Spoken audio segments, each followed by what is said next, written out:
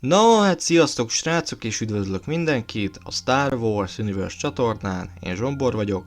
A mai nap pedig a Nogri halálkommandóval fogunk foglalkozni, és mielőtt elkezdenénk, azt fontosnak találom leszögezni, hogy a videó tartalma kizárólag a legendák közé tartozik, szóval ezt így kezeljétek. Én viszont akkor már nem is húznám tovább az időt, kezdjünk is neki!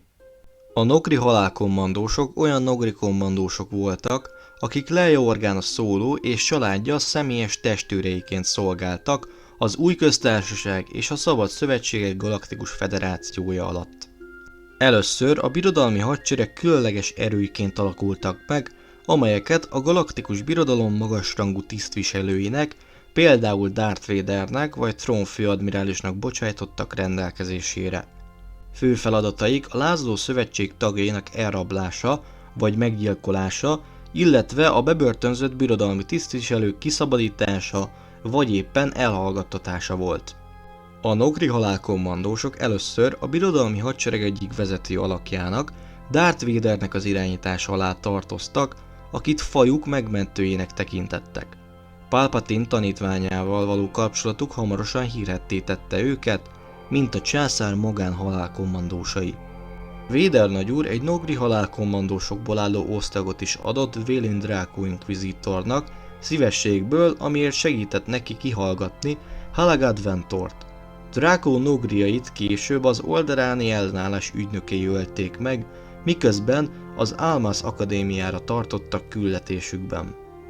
Miután Throne segített Darth Vadernek Skizor bűnszervezete a Fekete Nap ellen, így a sötét nagyúr azzal jutalmazta meg a Chiss főadmirálist, hogy átadta neki a Nogri halálkommandósok parancsnokságát, valamint megkapta a teljes Nogri faj feletti irányítást is. Vader halála után a Nogri halálkommandósok a többi Nogrival együtt továbbra is a birodalmat, konkrétan trónerőit szolgálták. Amikor a főadmirális Leia Organa Solót vette célba, azzal az eltökéltséggel, hogy meggyilkolhassa, a Nogri halálkommandósok számos merénylet kísérletben vettek részt. Amikor a hercegnő leleplezte a birodalom árulását, a felháborodott Nogrik korábbi uraik ellen fordultak. Ahelyett, hogy Leia életére törtek volna, hűséges testőreiként tevékenykedtek, és lényegében lehetetlen volt, hogy elhagyják úrnőjük oldalát. Mondjuk ehhez az is hozzájárulhatott egy picit, hogy Leia Vader lánya volt, és a Nogrik pedig egészen odáig voltak az egykori Sithért. Így immáron a szövetség kezei alatt a Nogri halálkommandósok számos birodalmi személlyel végeztek, miközben az Új Köztársaság évei alatt védték Leiának és a családjának az életét is.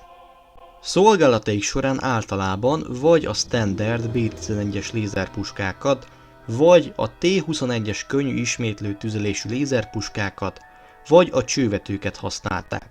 Néhányan vipropengék, viprokések, vagy akár Stokely szórudak segítségével végezték a munkájukat.